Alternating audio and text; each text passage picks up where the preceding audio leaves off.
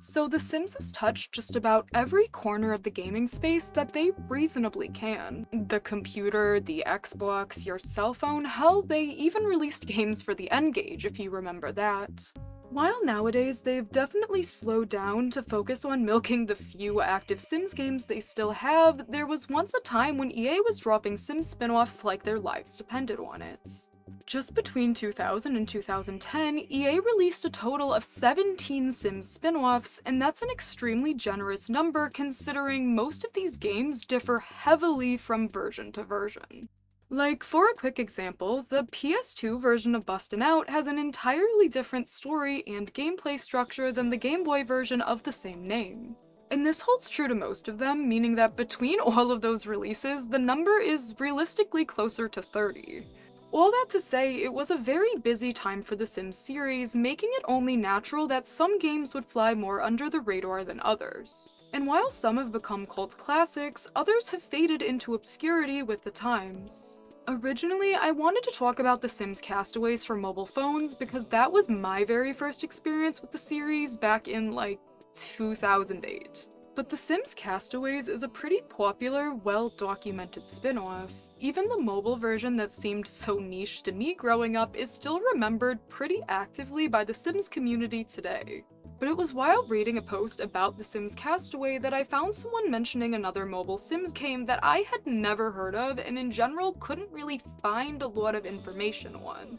The Sims DJ, a mobile and iPod-only rhythm puzzle game where, as the name implies, you play as an upcoming DJ, mixing your own tracks and performing your way through the coolest musical venues in town. And though it sounded very different from the standard Sims formula, I found myself fascinated and needing to know more about this game. So, for the sake of exploration, I want to dive plumb-bob deep into everything there is to know about The Sims DJ, a mobile game seemingly forgotten to time. So The Sims DJ has two different versions, one for the clickwheel iPod and one for mobile phones. Since they're actually pretty different games, I'm going to talk about them one at a time and in release order to make it just a little easier to follow. So to start off, The Sims DJ for mobile phones was released on December 1st, 2007 by EA Mobile and developed by Firemint Studios. It ran on Java like most 2000s phone games, giving it that beautiful, crunchy, low-poly goodness that they were known for. Like any Sims game, you start by creating your character, though there's a very limited selection of only 6 different pre-made Sims, with the only additional customization being the ability to change their hair and shirt color. From there, you'll be introduced to DJ, who explains the basic premise of the game to you, which is creating your own songs and performing them at venues for simoleons and that sweet, sweet DJ fame.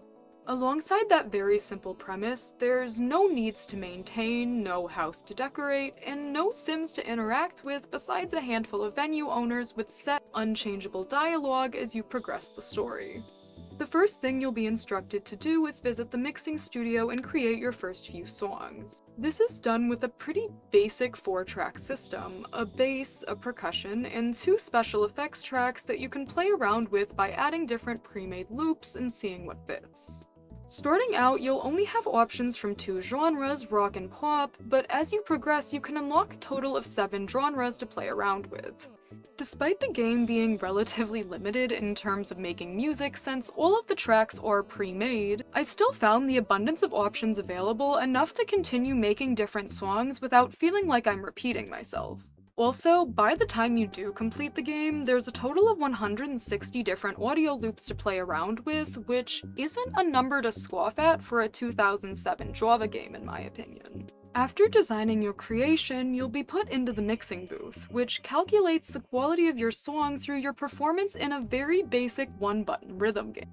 Doing poor in this doesn't matter too much in the beginning, but as you progress you'll find yourself with picky fans who only prefer songs of a higher production quality, meaning you'll likely need to go back and do this minigame a few times to get that platinum record rating. Also, fun fact, if you were particularly fond of one of your songs, this game boasted the ability to set it as your real-life ringtone, which I think is really cool as someone who was very proud of some of their Sims DJ creations. Once you've made a few songs, you're able to start performing at venues. Each venue has different Sims attending, each with unique music tastes. During these gigs, you match the genres of your songs to the preference of the crowd to get as many Sims out on the dance floor as you can. The venues get progressively more difficult as you unlock them and as more genres are introduced, forcing you to stop back by the mixing studio to change up your track list before shows.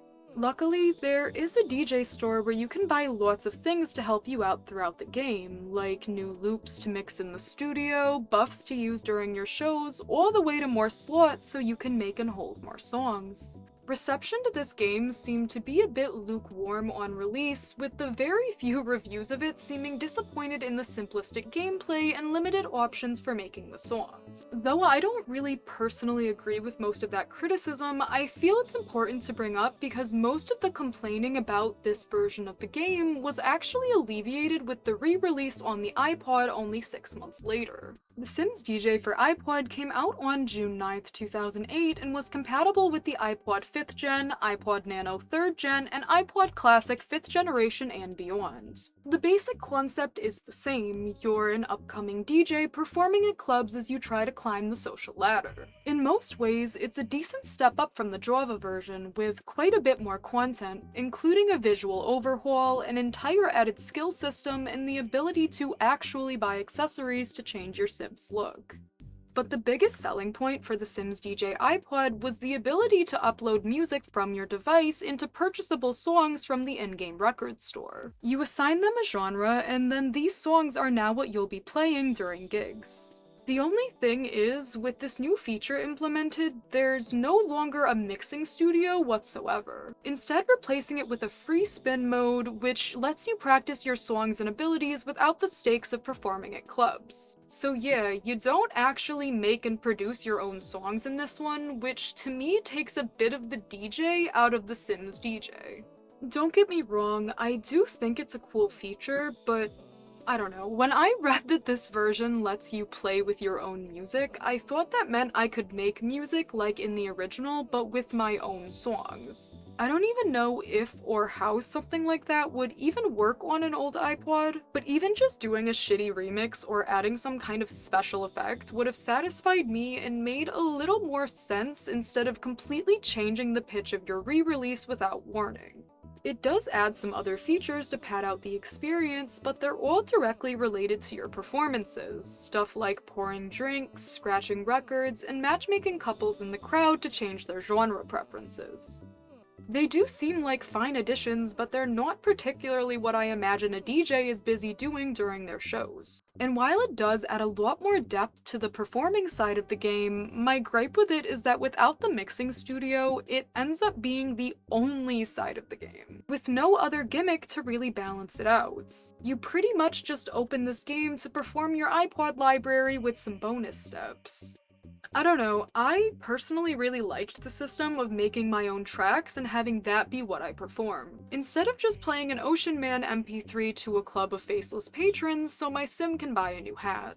Despite my complaints, the Sims DJ for iPod was actually quite a bit more well-received than the original mobile release. Well, as well-received as a game with like 9 relevant YouTube results can be. It got a few reviews, mostly average to positive in reception, which, like I said, was a slight improvement over the lukewarm reception to the original mobile release. I also found a short interview with the Firement CEO about the game, which none of this sounds like a lot, but in comparison to the cricket noises I had when trying to find shit on the original, this felt like at least worth mentioning. But obviously, this game left very little of a cultural impact as time moved on. With the 2010s and coming rise of the smartphone, a silly Sims DJ simulator on your non-touchscreen device stood little chance of being remembered as anything other than a faint memory if you even played it at all. I will say though, I had a lot of fun with the Sims DJ. Obviously, I didn't have the authentic experience of playing it on my Nokia Razr in the grocery line, but I still found making the songs fun, performing them to be satisfying, and myself having an overall fun Sims experience, even if it was a lot simpler than most.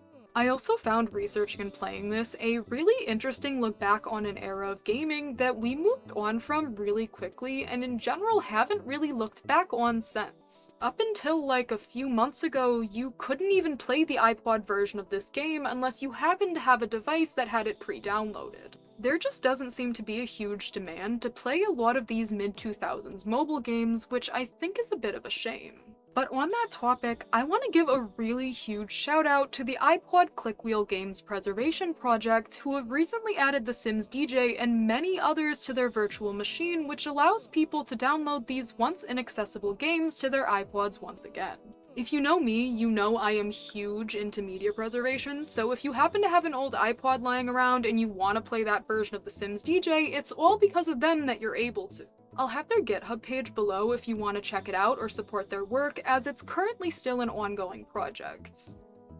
And that was all there is to know about the Sims DJ. If you're still here, thank you for sticking around till the end. You know the usual: like, comment, subscribe if you enjoyed this and want to see more of me. Depending on when I get this video out, I hope you're all enjoying the new year, and now, enjoy this outro song I made in the Sims DJ just for you guys.